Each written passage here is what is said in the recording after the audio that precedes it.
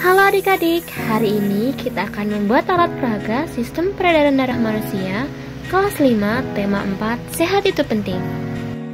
Adapun alat dan bahan yang dibutuhkan, ada gambar organ peredaran darah manusia, selang kecil dengan panjang 3 meter, lem tembak, gunting, lem kertas, papan atau styrofoam, 2 buah botol aqua bekas, warna merah, dan kawat. Cara pembuatan alat peraga: gunting gambar, kemudian tempelkan ke papan atau styrofoam, lalu beri lubang menggunakan gunting atau solder untuk memasukkan selang seperti pada gambar berikut. Pasangkan selang pada bagian yang telah dilubangi. Pasangkan kawat untuk merapihkan selang. Setelah selang dirapihkan dengan kawat, tempelkan gambar sesuai dengan tempat yang telah ditentukan sebelumnya. Siapkan 2 buah panah dengan warna yang berbeda. Pasangkan panah tersebut ke dalam selang. Panah yang berwarna merah menunjukkan aliran darah yang banyak mengandung oksigen, dan panah yang berwarna biru menunjukkan aliran darah yang banyak mengandung karbon dioksida.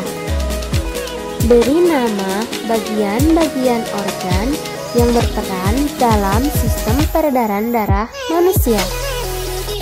Lubangi tutup botol dengan menggunakan gunting yang dipanaskan atau solder sebesar selang yang kalian gunakan. Tempelkan tutup botol dan selang dengan menggunakan lem tembak. Pastikan tutup botol dan selang tertempel dengan sempurna sehingga tidak ada udara yang masuk atau keluar. Siapkan air ke dalam botol, lalu campurkan air dengan warna merah hingga menyerupai darah. Cairan ini diibaratkan sebagai darah. Pasangkan selang dengan tutup botol dan alat ini siap digunakan. Yuk kita simak penjelasan cara menggunakan alat peraga sistem peredaran darah manusia.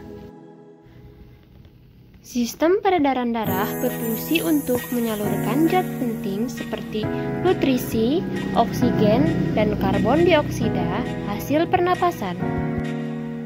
Organ yang berperan dalam sistem peredaran darah manusia ada jantung, pembuluh darah, dan paru-paru. Jantung berfungsi untuk memompa darah ke seluruh tubuh. Jantung terdiri dari 4 ruang, yaitu serambi kiri, bilik kiri, serambi kanan, dan bilik kanan.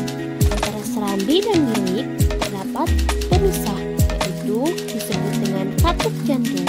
Katup jantung berfungsi untuk mencegah bercampurnya darah yang mengandung oksigen dan karbon dioksida. Selanjutnya ada pembuluh darah. Pembuluh darah berfungsi untuk mengalirkan darah seluruh tubuh. Pembuluh darah dibagi menjadi 2. Yang pertama ada pembuluh nadi atau arteri. Pembuluh ini mengalirkan darah keluar jantung dan banyak mengandung oksigen, kecuali arteri pulmonalis. Pembuluh arteri paling besar disebut juga dengan aorta. Yang kedua ada pembuluh balik atau vena. Pembuluh ini bertugas mengalirkan darah masuk ke dalam jantung. Pembuluh vena mengangkut darah yang banyak mengandung karbon dioksida, kecuali vena pulmonalis. Selanjutnya ada paru-paru.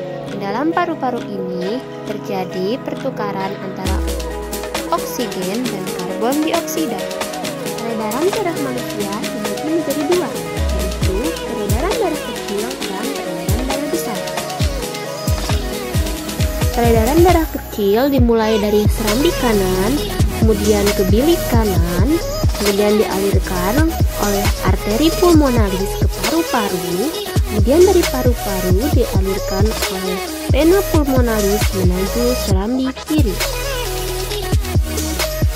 Peredaran darah besar dimulai dari serambi kiri, kemudian ke bilik kiri, kemudian dialirkan ke seluruh tubuh melalui aorta. Dari seluruh tubuh, darah yang banyak mengandung karbon dioksida dialirkan menuju serambi kanan melalui pembuluh vena. Perhatikan ilustrasi berikut. Darah dari paru-paru yang banyak mengandung oksigen dialirkan menuju jantung melalui arteri pulmonalis dan diterima oleh serambi kiri. Dari serambi kiri kemudian ke bilik kiri, dari bilik kiri melalui aorta dialirkan ke seluruh tubuh.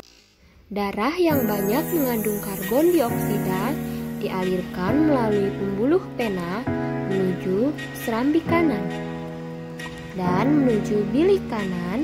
Dari bilik kanan, darah dialirkan kembali ke paru-paru melalui arteri pulmonalis. Di dalam paru-paru ini terjadi perputaran antara darah yang mengandung oksigen dan darah yang mengandung karbon dioksida, sehingga darah yang mengandung oksigen akan dialirkan lagi menuju serambi kiri melalui vena pulmonalis, dan siklus ini akan terus berulang. Terima kasih telah menyimak video ini. Sampai berjumpa di pembelajaran berikutnya.